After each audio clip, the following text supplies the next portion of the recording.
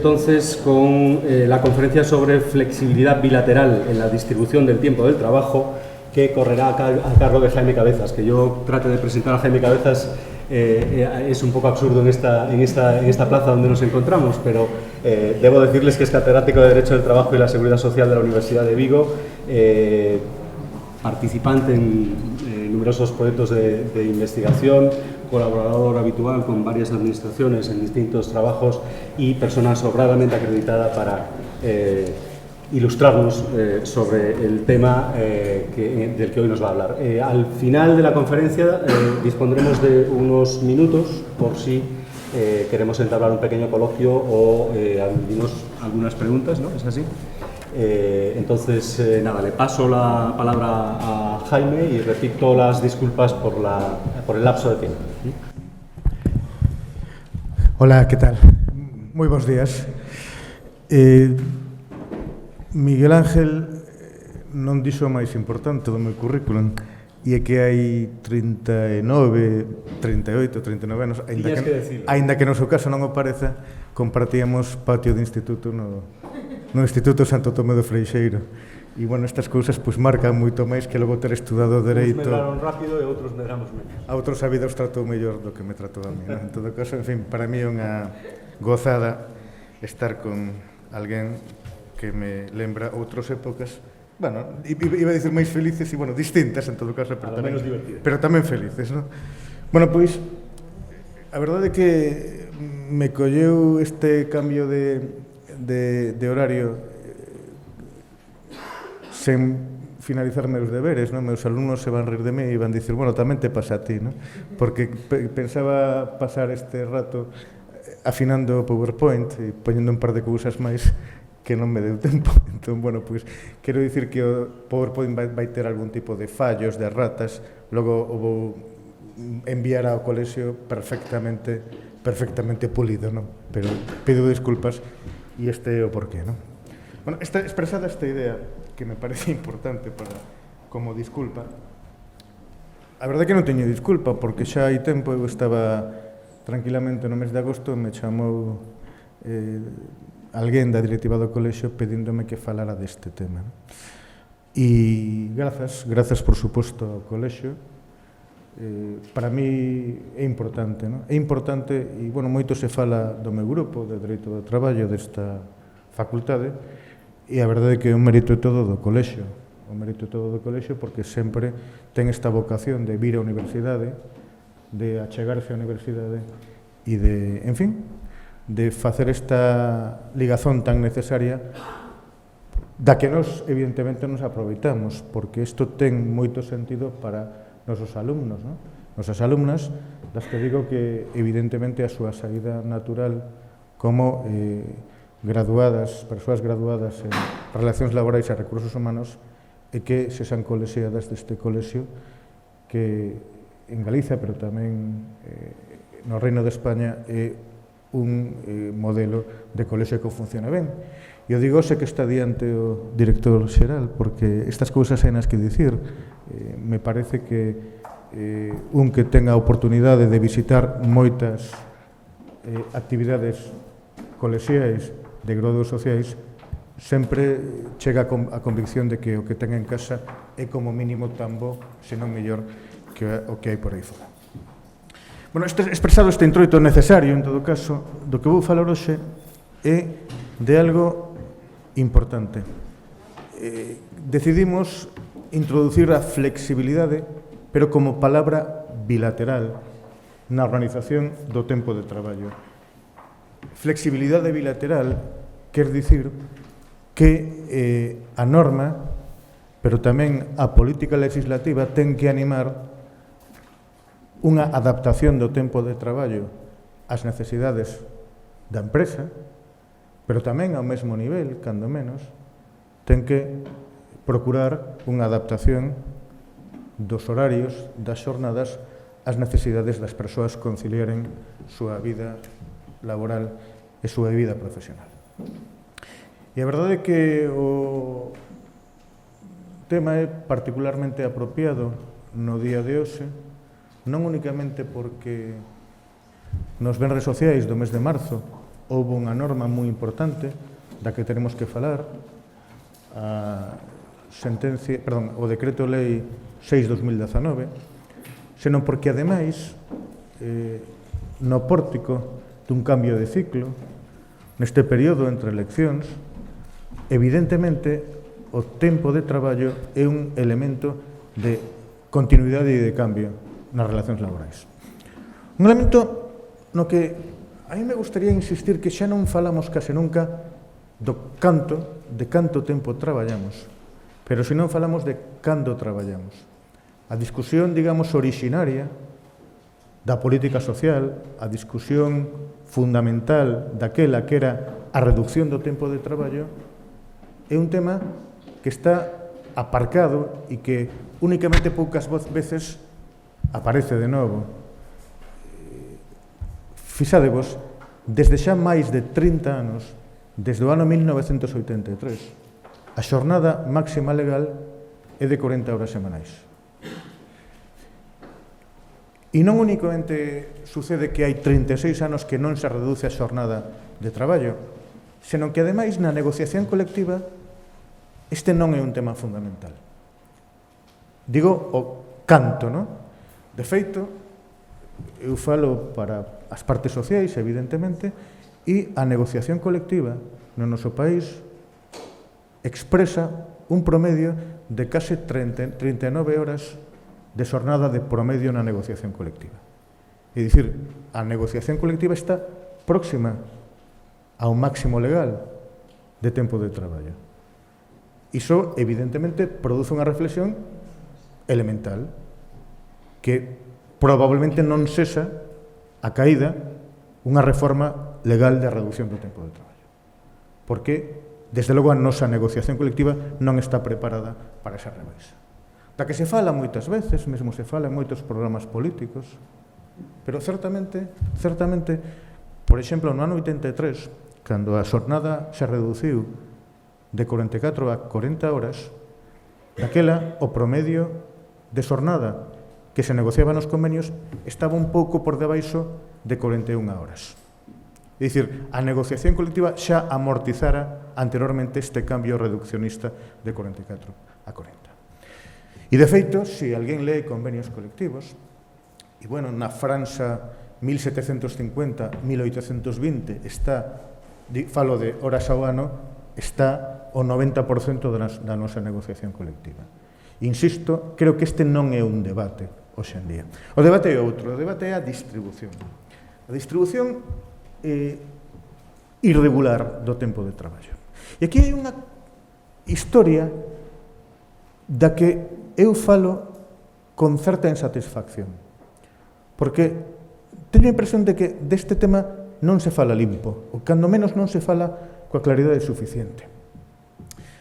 O noso modelo legal está vinculado á Unión Europea, a unha directiva que tedes aí incorporada, unha directiva do ano 2003, que, bueno, que antes tiña unha versión anterior, do ano 93, a 93.104, se non me importa, pero que propiciou un cambio no ano 94 que foi inmensamente debatido. Un cambio adaptativo á realidade europea do que eu falo con certa nostalgia. Daquela apareceu como tópico fundamental das relacións laborais, falo da reforma legal do ano 1994, a adaptación á flexibilidade. E nesta flexibilidade se propiciou que por convenio colectivo ou por acordo de empresa se poidese establecer unha distribución irregular do tempo de traballo. Este foi un tema sindicalmente debatido. Negociación colectiva, propiciar xornadas semanais, diarias, mensuais, anuais, flexibles e irregulares. E, de feito, mirando cara atrás, hai 10 anos, nos foros sindicais se dicía con amargura que esta guerra se perdera porque a maioría dos convenios colectivos establecían xornadas irregulares. Claro, o que pasa é que a mí me parece que hai que falar un pouco máis de fenomenoloxía e recoñecer que hai xornadas irregulares e xornadas irregulares. Non é o mesmo dicir que a xornada anual é de 1.800 horas con distribución con plena disponibilidade ao empresario que dicir que a xornada semanal ten que oscilar nun umbral de entre, por exemplo, 36 e 44 horas. Porque hai unha flexibilidade, por así dicirlo, descontrolada e outra flexibilidade máis controlada. Pero, con todo, na reforma do ano 94 había algo elemental de fontes de dereito. Aos teóricos nos gusta moito falar de fontes de dereito, pero creo que aquí ha caído falar de fontes de dereito. Había unha flexibilidade reconducida ao convenio colectivo ou acordo de empresa. Por tanto, unha flexibilización colectiva. Iso que quería dicir? Quería dicir que a parte empresarial tiña que arrincarlle a parte social a flexibilidade. Non era unha flexibilidade gratuita. Por así dicilo, os convenios colectivos podían producir unha postura sindical defensiva de non acceder á flexibilidade. Ou se accedían a cambio de certas contraprestacións. Este modelo funcionou nesta comarca en particular e me parece que este é a historia, por exemplo, do sector do automóvil na provincia de Pontevedra. O sector do automóvil pouco a pouco se foi afastando do convenio colectivo provincial do metal, propiciando flexibilidade horario como contraposición de incrementos salariais. Porque, repito, a flexibilidade horaria estaba únicamente confiada á autonomía colectiva. Este era un modelo, insisto, se se permite, propio, que podíamos compartir con Italia. Outros modelos europeos, típicamente o británico, reconducían a flexibilidade horaria a autonomía individual, ao contrato de traballo, que evidentemente era menos garantista. E máis, a directiva permitía que se fixeran máis de 48 horas a semana se as partes individualmente así o establecían. Había unha cláusula, a denominada opting out, que permitía xornadas longuísimas. De feito, na Unión Europea, hoxendía, os países nos que a xornada é máis longa, evidentemente, é Reino Unido, cuidado, Portugal, pero a parte do Reino Unido, os países do leste, os países do Pacto de Visegrado, os países que se incorporaron no 2004. Porque, repito, o modelo español era modelo de flexibilidade do tempo de traballo confiada á negociación colectiva. As cousas foron cambiando, e foron cambiando basicamente con esta crise de Lehman Brothers, ¿no? Na crise económica da década pasada. E aquí sucedeu un cambio que eu denominaría profundamente revolucionario. Houve unha época na que se discutía que o noso sistema era un sistema perverso con demasiada pouca flexibilidade interna que propiciaba despidos. No ano 2010, no ano 2011, dicíamos, non pode ser que neste país sexa máis doado despedir a alguén que cambiarlle o convenio colectivo. Digamos como mantra que podemos discutir en fase de coloquio. E foi así. Hasta o 2011 o desemprego creceu desde o 7,5% hasta o 23%, pero os salarios non baixaron. Baixaron abruptamente a partir do ano 2011. Que modelo era ese? Bueno, neste modelo, no ano 2011 se fai algo profundamente innovador. E o fai unha reforma propiciada polo goberno de José Luis Rodríguez Zapatero, o Decreto Lei 7/2011. Este Decreto Lei o que fai é establecer un umbral do 5% de flexibilidade horaria se o convenio colectivo non establecía o contrario. 5%, un 5% dunha xornada de 1.800 horas son 90 horas. Bueno, non é tan despreciable.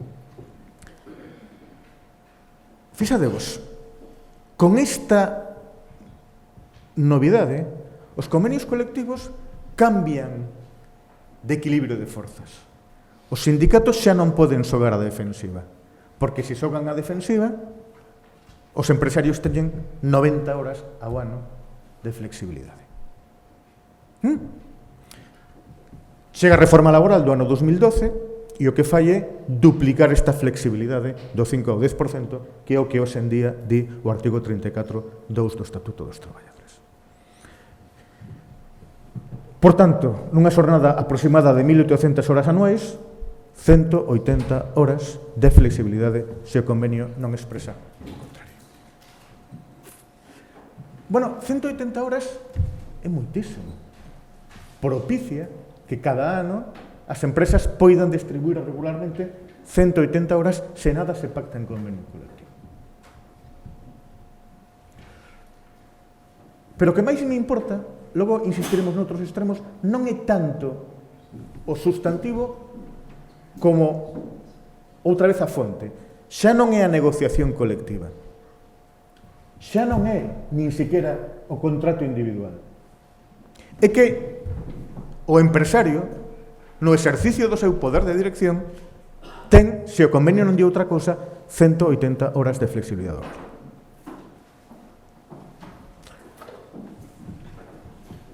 Díxose da reforma laboral do ano 2012, entre outros epítetos, epíteto que eu comparto, que foi unha reforma autoritaria. Porque non é unha reforma que lle confíe cousas á autonomía da vontade, é unha reforma que lle confía cousas ao poder de dirección do empresario. O empresario como dono da súa casa. É a imaxe da reforma laboral do ano 2012 que reflicte este tipo de modificacións.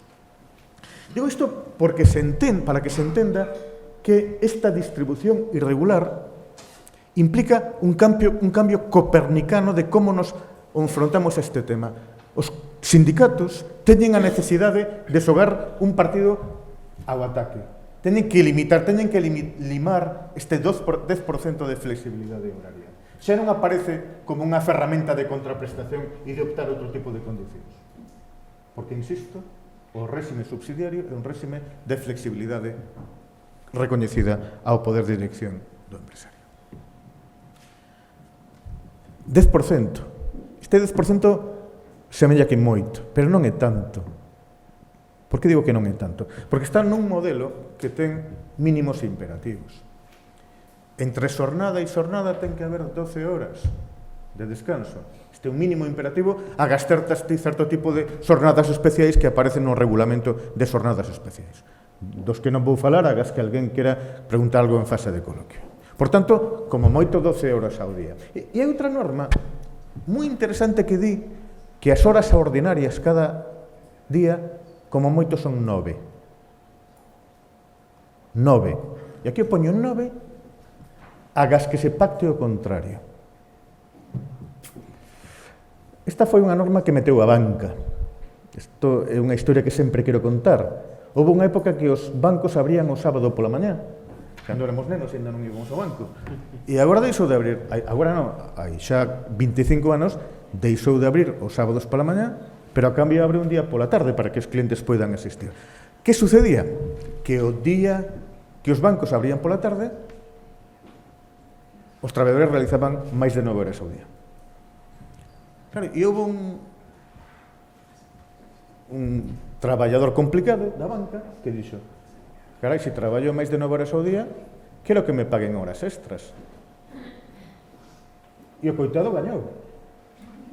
Gañou, claro, gañou.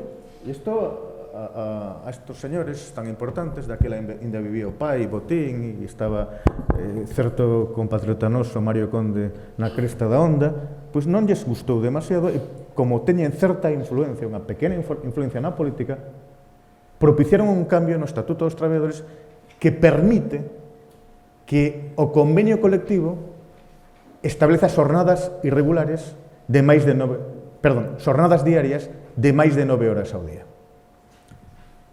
O primeiro convenio, que evidentemente decidiu que a 10ª hora non era extraordinaria, foi o convenio colectivo, curiosamente, da banca privada, no ano 1994. Este é un tema importante, porque este é aínda unha barreira de defensa. Porque o certo é que poucos convenios colectivos expresan que a 10ª hora é extraordinaria. E poucos acordos de empresa expresan que a 10ª hora é extraordinaria. Por tanto, as 180 horas de regularidade horaria, que se non se pacta outra cousa lle corresponde a un empresario, teñen que ser no marco dunha xornada ordinaria de 9 horas ao día. Porque, repito, aquí aínda hai o réxime de prevalencia da lei agás que o convenio colectivo estableza outra cosa.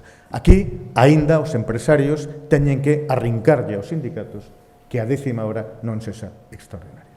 Por iso digo que o impacto do 10% é forte, pero tampouco é tan forte.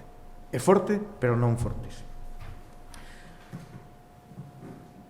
Aínda estamos saindo da crise, aínda estamos a piques de ser intervidos. Sai a reforma do ano 2012 e no ano 2013 hai unha reforma que pasa bastante desapercibida, pero que en tempo de traballo é fundamental.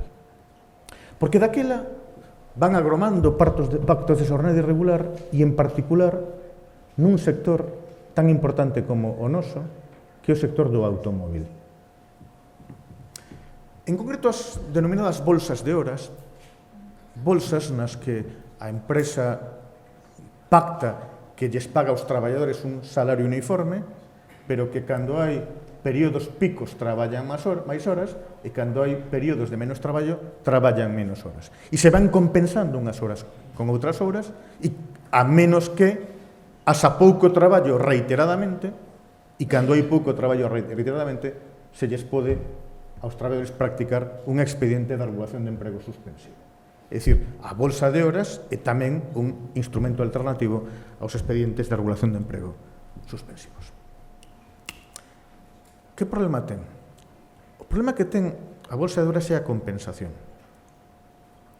Se eu, traballador, lle debo horas á empresa, ou se eu, empresa, lle debo horas ao traballador, de que prazo dispón a empresa, de que prazo dispón o traballador para esa compensación? Pois nós tiñamos unha idea, que a xornada é anual. Isto de que a xornada é anual é algo que logo vou discutir. Pero non é o mesmo un período de referencia, non é o mesmo dicir 40 horas a semana que dicir 40 horas a semana en cómputo anual, como di a nosa legislación. Porque se o período de referencia é o anual, como é desde o ano 1994 no noso artigo 34, evidentemente, cabe compensar horas anualmente. Pero que eu saiba, un ano dura desde 1 de xaneiro hasta o 31 de decembro. E eu, se contemplo a realidade dos traballadores da nosa bisbarra, non vou dicir nomes propios de empresas, pero a mirande parte do seu automóvil teñen pactos de bolsas de horas, non? Pois son pactos nos que os traballadores lle adevedan horas á empresa desde o ano 2014, ou desde o ano 2015, ou desde o ano 2016. Claro, iso pode ser. Pode ser que haxa unha conta na que eu, empresario, che recorde continuamente que me debes 23 días de traballo e que, cuidado, que se suma 7 máis vais a ERE suspensivo. Este é un tema discutido. E o que fixo a reforma do ano 2013 foi propiciar esta discusión. E propuxeuna establecendo unha norma, artigo 34.2, que permite compensar as horas traballadas de máis ou de menos durante un período dun ano. Pero é un sistema que permite que o convenio colectivo estableza outra cousa.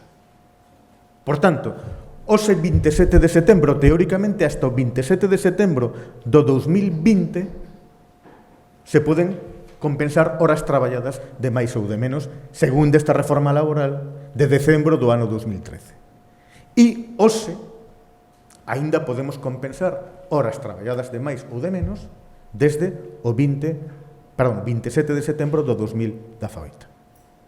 Porque, repito, o período de referencia que establece o artigo 34.2 é un período de referencia de un ano, de 12 meses. Ben, este é un modelo legal, pero o curioso é que a lei, outra vez, se proclama como unha lei supletoria que deixa que o convenio colectivo, o acordo de empresa, exprese outra cousa totalmente diferente. Por tanto, cabe, teóricamente, que o convenio colectivo exprese compensación de horas de 2, de 3, de 4, sin límite, en principio. E esta é unha interpretación lóxica do artigo 34. Cabe ou non cabe? Como cheguei de sorpresa, non me deu tempo a sacar os papéis, pero o que teño aquí, xa estou diante do micrófono, é, entre outros, a Directiva de Tempo de Traballo, a Directiva 2003-88. A mí non me gusta ler preceptos, pero vou facer unha excepción. Vou ler os que digo aquí. O artigo 6, o artigo 16b e o artigo 19. É moi importante que entendamos a secuencia lóxica entre eles. E vou preguntar dúas cousas. A primeira, caben períodos de referencia de 12 meses no noso país, se cumplimos a directiva? E segunda pregunta, cabe que o convenio colectivo estableza compensacións sobrepasando o ano? O poño en vermello. No! Artigo 6 da directiva. As directivas son normas imperativas, Xa pasou hai moitos anos o prazo de transposición. Di o seguinte. Artigo 6. Los Estados miembros adoptarán las medidas necesarias para que, en función de las necesidades de protección de la seguridad y de la salud de los trabajadores, b. La duración media del trabajo no exceda de las 48 horas, incluidas las horas extraordinarias, por cada periodo de 7 días. Claro, esta directiva, que, por certo, esqueceuse me dicilo, é unha directiva de seguridade e saúde no traballo, expresa que a xornada máxima, contando horas ordinarias e extraordinarias, é de 48 horas. Pero, cuidado, prazo de referencia, 7 días. Temos dos prazos de referencia bastante importante. Por tanto, ostras, primeira dúbida, prazo de referencia, cuidado. Pero esta é unha directiva moi complexa porque ten moitas excepcións. Vamos coller o artigo 16. O artigo 16b da directiva di o seguinte. 16b di, para la aplicación del artículo 6, duración máxima del tiempo de trabajo semanal, un periodo de referencia que no exceda de 4 meses. E alguén di, 4 meses, por tanto, quere iso dicir que desde o ano 1994 estamos incumplindo a directiva da Unión Europea? Non. Porque o artigo 16 aínda ten unha contraexcepción, isto é unha directiva moi complicada, que é o artigo 19. E vámonos ao final deste conto, que é o artigo 19. O artigo 19 di o seguinte. La facultad de establecer excepciones a lo dispuesto en la letra B del apartado 16, prevista en el apartado 3 del artículo 17, no podrá tener como consecuencia el establecimiento de un periodo de referencia superior a 6 meses. Seguimos en 6 meses. O noso estatuto di 12 meses. Pero aínda que hai que ler o segundo párrafo do artigo 19 da directiva. No obstante, los Estados miembros, siempre que respeten los principios generales de protección de la seguridad y la salud de los trabajadores, tendrán la facultad de permitir que, por razones objetivas, técnicas o de organización del trabajo, los convenios colectivos o acuerdos celebrados entre interlocutores sociales establezcan periodos de referencia que en ningún caso, insisto, que en ningún caso excederán de 12 meses. Punto final. Non hai nada que ler máis da directiva. Cabe, por tanto, o período de referencia anual do artigo 34.1? Bueno, eu o dubido, pero admito. Admitemos que sempre hai unha causa técnica ou organizativa. Bueno, o período de referencia anual debía ser causal, pero admitamos que non é causal. Cousa que é moito admitir xa por adiante. Pero admitamos que é causal. En todo caso, os convenios colectivos non poden establecer nunca un período de referencia que sobrepase dos 12 meses. Eu me pregunto, son legais as bolsas de horas que permiten compensacións desde o 2015, desde o 2016, desde o 2017? A resposta a poño en vermello. En vermello. E, por favor, como aquí hai algunha persoa que é membro do Poder Xudicial, supoño que a resposta que dará é que ninguén lle plante sobre esta cuestión. Pero me parece, cando menos, enormemente dubidoso que se poidan pactar, por moito que se fagan, bolsas de horas que impliquen que debemos, na conta de resultados, horas, unha parte a outra, por máis de 12 meses. Porque esta é a flexibilidade máxima que permite a directiva da Unión Europea. E digo aínda máis, unha directiva que ten como finalidade a preservación da seguridade e da saúde dos traballadores no traballo. Claro, estas son as cousas que alguén dirá: Jaime, xa estás falando da Unión Europea, son puras teorías. Bueno, como era pura teoría, hai anos que as traballadoras que estaban de baixa por maternidade non podían pedir vacacións alternativas, non? Como era pura teoría, hai anos que os traballadores que estaban de baixa por incapacidade temporal non podían pedir. Estas cousas cambiaron non porque o Tribunal Supremo o dixera, sino porque o dixo finalmente o Tribunal de Xustiza da Unión Europea.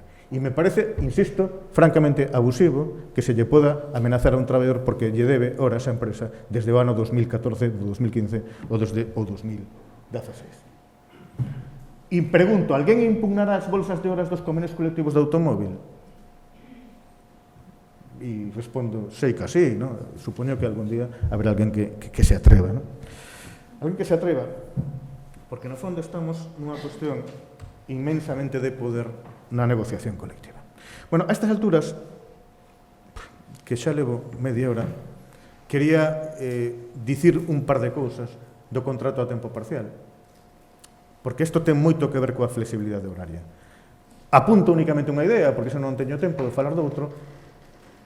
Pensade que o réxime de horas complementarias dos traballadores a tempo parcial é un réxime que é unha pura disponibilidade dos traballadores para a empresa. E isto é algo que se parece moito ao contrato de 0 horas do que tanto abominamos no Reino Unido. Pero deixo isto porque senón non me dá tempo a falar do outro. Por tanto, deixo para coloquio o tema da modalidade do contrato a tempo parcial, que daría para moita discusión. E vamos falar da segunda parte do tema, que é a adaptación da xornada para favorecer a conciliación de vida familiar e laboral. Este é un asunto que a mí me produce bastante nerviosismo falar del, porque no fondo se reconduce a pleitos e pleitos.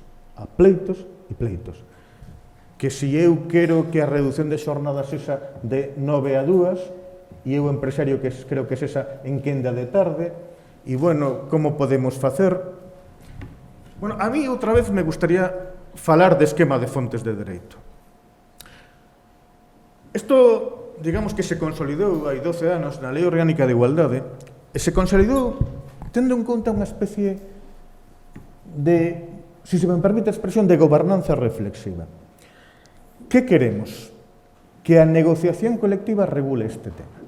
Creo que isto estaba na política legislativa e daquela algunha información sí que me chegou.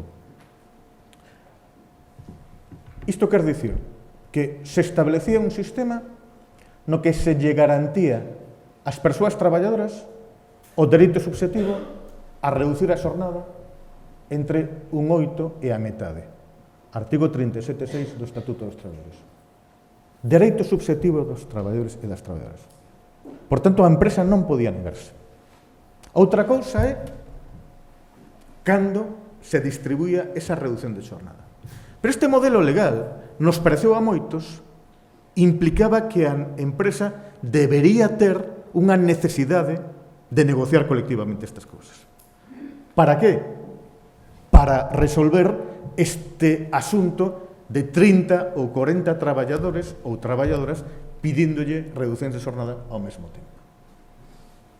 E foi curioso. 12 anos máis tarde, hai que recoñecer o fracaso desta iniciativa legal, porque a negociación colectiva apenas se meteu, por desgraza, nestas cousas. E sucede que sus señorías, todos os días, teñen que resolver o que non resolve a negociación colectiva. E logo había outra historia, que era apostar ao contrario. O artigo 34.8 remitía a negociación colectiva que adaptara as xornadas para favorecer a conciliación da vida familiar e laboral das persoas traballadoras. Claro, o artigo 34.8 era, por tanto, un artigo sen contido. Confiaba a negociación colectiva que adaptara a xornada de traballo. Cousa que a negociación colectiva tampouco fixo. E o resultado foi, insisto, unha inmensa enxurrada de sentencias, casi sempre de instancia, que planteaban problemas de adaptación de xornada para coidado de fillos e de outros familiares. Unha enxurrada na que únicamente podíamos establecer dúas coordenadas fundamentais. Primeira, que podían estar en xogo dereitos fundamentais. Aquí hai certas sentencias do Constitucional, 3-2007, 26-2011. Por tanto, estaba en xogo o dereito a non discriminación por sexo e estaba en xogo o dereito á intimidade. E logo había unha xurisprudencia do Tribunal Supremo que engadía que a reducción de xornada non incorporaba un dereito de adaptación de xornada. Por tanto, cabía reducir a xornada entre un oitavo e a metade, pero que non cabía era pasar dun modelo de traballo a quendas a un traballo a quenda fixa.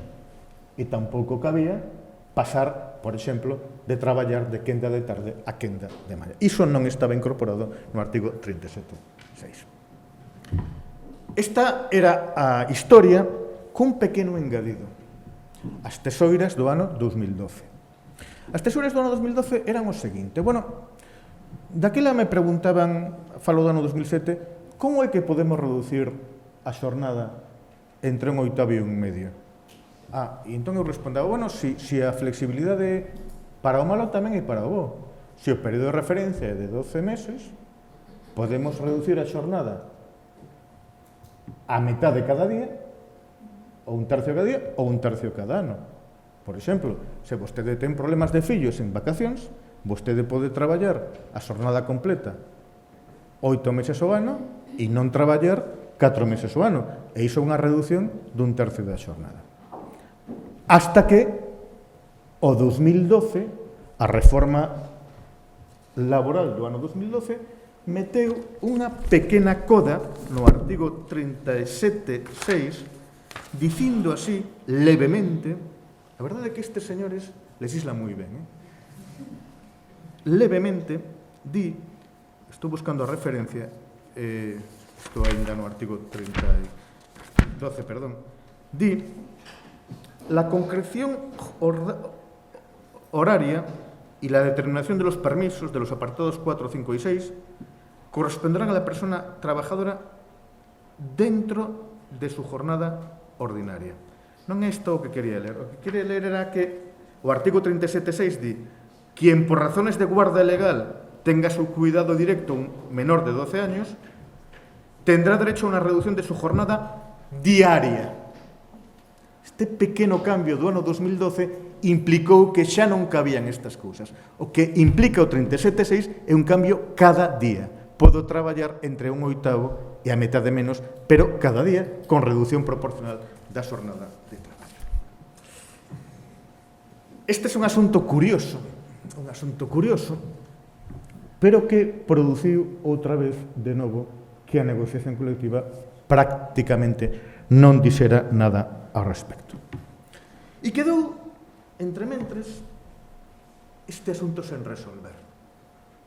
Por tanto, persoas traballadoras podían reducir a xornada diaria entre un oitavo e a metade por cuidar destes fillos, ou de maiores que non se poidan valer por si mesmos, e poden, ademais, se a negociación colectiva algo expresa, aterse a ela ou tirarlle do abrigo ao empresario e pedirlle que individualmente lles favoreza a adaptación horaria do tempo de traballo. Claro, daquela apareceu outra directiva da Unión Europea a 2010-18. Unha directiva moi interesante, froito dunha lei inglesa do ano 2007, a Family Act do ano 2007, e esta directiva expresou algo moi interesante, que alguén que retornaba dun permiso parental, para entendernos, dunha excedencia por cuidado de fillos ou dunha reducción de xornada, tiña o dereito de que se lle adaptaba o tempo de traballo.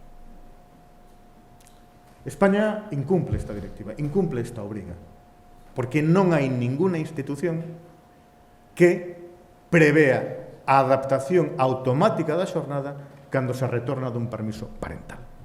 Isto deu lugar a unha sentencia que saiu a semana pasada, a sentencia Ortiz-Mesonero, que se plantexaba directamente este asunto. A directiva do 2018 incorpora o dereito de adaptación do tempo de traballo para conciliar a vida familiar e laboral. Esta sentencia é unha sentencia que resolve unha cuestión mal plantexada, e telo que está afirmando, porque aquí había no fondo un tema de non discriminación que o xuiz remitente non plantexou ben. Porque, digamos que o tribunal non responde á parte de se hai discriminación sexista porque a cuestión prexudicial estaba mal plantexada. Pero que día que a directiva non incorpora, a 2010-18, que non incorpora é un dereito sustantivo á adaptación do tempo de traballo. Únicamente o contén para o caso do retorno dun permiso parental, que non era o caso que se plantexaba na cuestión prexudicial. Por tanto, eu estou certo que sus señorías da Sala Cuarta, convenientemente designadas por don Carlos Lesmes, dirán que o Tribunal de Xustiza da Unión Europea confirma a súa posición de que non cabe adaptación de xornada no contido do artigo 37.6. Por certo, e o digo incidentalmente porque se vai o tempo, no mes de xuño se publica no Diario Oficial da Unión Europea a nova directiva de conciliación da vida familiar e profesional, a directiva 2019-1158 do 20 de xuño. Unha directiva que incorpora novas obrigas tamén no que se refire á adaptación do tempo de traballo, pero que aínda temos plazo de abondo se algún día se constituye o goberno para cumplir con esta directiva. Bueno, cuidado, porque se nos están caendo plazos, no mes de novembro, e o digo tamén para os sindicatos, tiñamos que ter incorporada a directiva de condicións de traballo na pesca, Os deberes son os deberes, digo porque estamos incumplindo e hai que aplicar directamente esta directiva. E hai que dicirlle a Arbi e a outras empresas que teñen que cumplir esta directiva, porque xa se esgotou o prazo de transposición. Bueno, pero o que quería dicir é que nestes benres sociais do Goberno Bonito, pois se meteu este decreto lei 6/2019, que é o único calificativo que merece que é un auténtico bodrio mal legislado e que non recoñece case nunca dereitos subjetivos. E o que plantexa é un artigo 34.8 que eu antes, mesmo onte estaba discutindo deste precepto nun curso dun despacho corporativo de empresas que se agardou, e a verdade é que non nos pusemos de acordo para nada, non porque non estiveramos de acordo, sino porque a lei non di nada claro o que ten que dicir. A lei outra vez quere confiarlle a negociación colectiva a adaptación do tempo de traballo. Incluye un novo réxime legal do artigo 34.8. E o réxime legal, primeira idea, se acumula ao 37.6, non é alternativo. Un réxime legal, por tanto, e evidentemente non me va a dar tempo en 10 minutos máis a debater profundamente deste réxime legal, pero que, insisto, pretende darlle poder á negociación colectiva para que estableza modelos de adaptación de tempo de traballo no caso de que haxa que conciliar a vida familiar e laboral. E non únicamente para a garda legal de fillos de menos de 12 anos, senón para outro tipo de circunstancias tamén. Coidar de maiores que non podan valerse por sí mismos, pero máis cousas, porque di con gran flexibilidade conciliar a vida familiar e laboral. Que se pode facer, por tanto? Di o artigo 34.8. Adaptar a duración, a distribución e a ordenación do tempo de traballo. Vale, o problema deste precepto é, eu teño claro, a negociación colectiva non vai facer nada. Esta é a historia. Oxalá faga algo, e miro para as dúas partes sociais, pero dubido que faga algo, ou cando menos que faga o suficiente. E o que vai producir é un incremento multiplicado exponencial das demandas judiciais ante os xulgados do social. E como eu quero darlle moito traballo a Teruca, o que eu diría aos xulgados sociais é que sempre cando pidan ou reclamen adaptación de tempo de traballo, que isto vai pola canle procesual do artigo 139 da Lei Reguladora da Seguridade Social, pidan unha de dúas: violación dun dereito fundamental ou unha indemnización de máis de 3.000 euros, para que os de arriba traballen, para que haxa recurso de suplicación, non? Porque senón a cousa vai ser peor. Isto é como o rollo das eleccións sindicais. Ninguén sabe nada porque únicamente hai casuística xudicial de xuíces que, como nunca falan entre eles, os de Vigo e os de Badajoz, pois hai criterios para todos os gustos. Esta é a nosa situación, non? Bueno, pois, insisto, adaptación, duración, distribución e ordenación do tempo de traballo. Pero non únicamente iso, da forma da prestación. E di, como exemplo, incluindo a prestación de traballo a distancia. Por tanto, eu teño un problema de conciliación e o que lle podo pedir á empresa é: mire, vostede, quero cambiar o meu modelo de traballo para traballar de presencialmente a traballar a distancia. Ou viceversa, me pregunto. Bueno, por que é isto da duración? Bueno, sempre se fala do problema dos fillos menores de 12 anos, que hai nos que cuidar, colexios, barullo e tal. E cando pasa o contrario? Cando nos pasa o contrario, que os nosos fillos xa teñen 15, 16 anos, e o que queremos é traballar un pouco máis que nada porque os cabrones gastan cada día máis, non? Temos dereito a adaptar a duración do tempo de traballo porque traballamos durante anos a tempo parcial e queremos traballar máis horas e queremos adaptar para conciliar, non? Porque tamén é importante. Bueno, estas cousas non as sei, é dicir, o pregunto como unha pregunta hipotética e dialéctica, porque creo que isto tamén debe caber no artigo 34.8, non? Porque, bueno, cada un ten os seus problemas, tamén hai que pedir polo noso, vale, Miguel? Entón, bueno, pois este tipo de cousas tamén sucede, non? Bueno, pero tampouco esta pregunta o que me importa. Claro, aquí hai un conflito de intereses do que non se fala tamén con mirada limpa, non? Vamos a ver, está moi ben, pero eu son unha empresa, son unha pequena empresa. Eu son, digamos, o que ten que producir e teño que adaptar o tempo de traballo dos meus traballadores para que poidan producir, para que a empresa poida ter na conta resultados unha posición satisfactoria. Por iso, o artigo 34.8 di que as peticións dos traballadores e das traballadoras teñen que ser razonables e proporcionadas.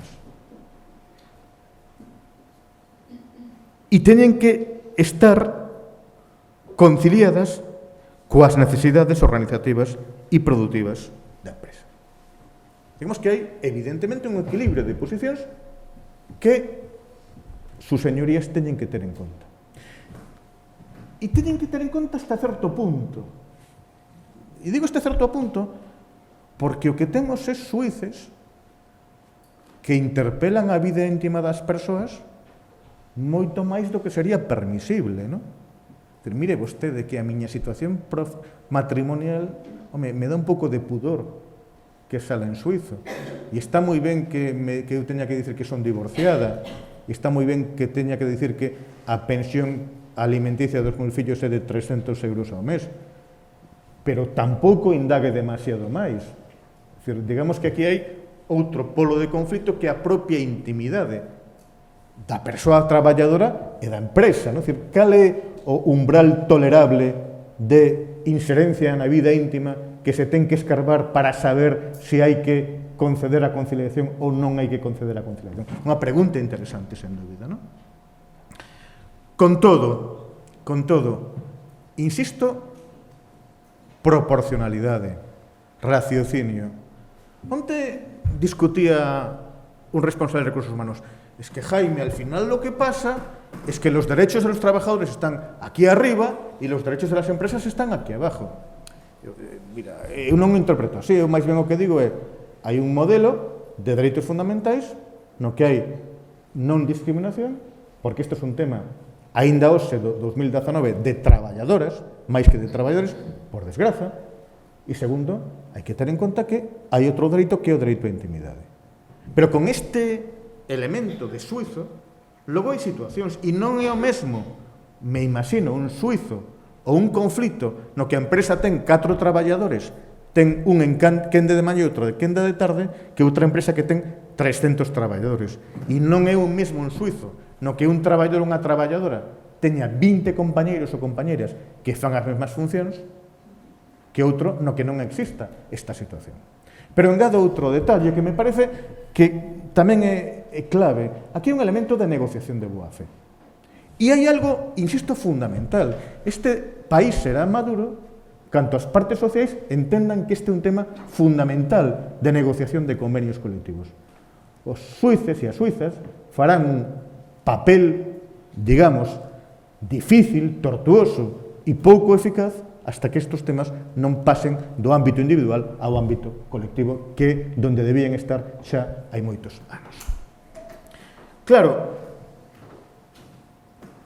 negociación colectiva. Pero que pasa cando non hai negociación colectiva? Aquí había un problema que os ingleses resolveron. Os ingleses son xente profundamente práctica. Por que non pedimos adaptacións de xornadas moitas veces? Bueno, pois os traballadores non piden moitas veces adaptacións de xornadas porque pedir estas cousas é complicado. Básicamente, cando non hai canles formais. Como dicía antes, tirarlle do abrigo ao empresario non é nada doado cando estamos nunha situación de traballador empresario. Por iso que fai o artigo 34.8 é establecer un procedimento. Un procedimento, aquí se me acabou o tempo, entón non está completado o PowerPoint, o que quer dizer que xa estou ademais finalizando. Esta é a culpable de Teruca por chegar tarde. Eu pensaba atender, o que pasa é que mentras atendía podo facer dúas cousas ao mesmo tempo, tamén facía isto outro. Bueno, pois o que quero engadir é que este procedimento implica unha negociación de boa fe. Unha negociación na que as dúas partes, durante un período máximo de 30 días, expoñan as súas propostas. Unha negociación que di, entre outras cousas, que cando finaliza, o empresario ten que comunicarlle a persoa que o pide se accede, se non accede, ou se fai unha proposta diferencial. Aquí podíamos falar longo e tendido de boa fe, de mala fe, pero vamos pensar que acepta, problema resolto, vamos pensar que fai unha proposta que o traballador pode aceptar ou non, pero vamos pensar que simplemente rexeita. Neste caso, isto é moi importante, ten que justificar por que non acepta. Ten que justificar por que non acepta. Porque esta justificación é a cerna do proceso judicial do artigo 139 da Lei Reguladora da Seguridade Social. E eu falo aquí para empresas. O que non van poder en suizo é alegar causas distintas de oposición á conciliación das que alegaron na negativa que lle expresaron por escrito, supoño, ao traballador. É dicir, está marcando o campo de xogo do obxecto litixioso. Por tanto, pasa a ser fundamental a resposta negativa e a súa justificación. Porque, insisto, aquí agroma o proceso judicial. E o proceso judicial, xa vou rematando, o proceso judicial é un proceso, no fondo, que ten algo de proceso de equidade, pero tamén de dereito. É dicir, o artigo 34.8, ao final, con todas estas dúbidas, é un artigo moi ambicioso,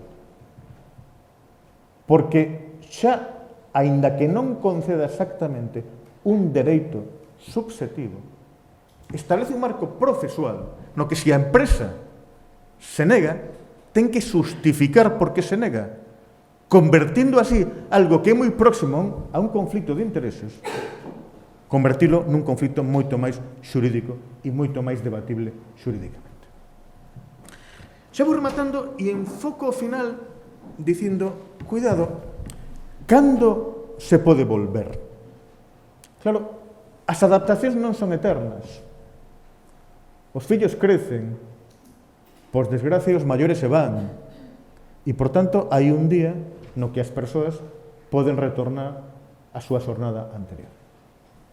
E aquí o artigo 34.8 di algo aproximativo, di que teñen dereito a solicitar o seu regreso cando conclúa o período acordado. Claro, por tanto, o artigo 34.8 está presumindo que as adaptacións son sempre temporais. E a pregunta é se son sempre temporais, tema bastante dubidoso. E cando son temporais, cal é o tempo máximo da temporalidade ou cal é o tempo mínimo da temporalidade? Cabe unha adaptación por un mes, por 2 meses? Supoño que sí, pero evidentemente non estaría de máis que se establecera unha franxa temporal. Cabe unha adaptación por 20 anos, por 15, por 12? Sei que así. O que di o artigo 34.8, e é importante que se pode solicitar incluso anticipadamente. Aínda non se esgotou o prazo, pero cambiaron as circunstancias. Aquí hai un modelo de comparación.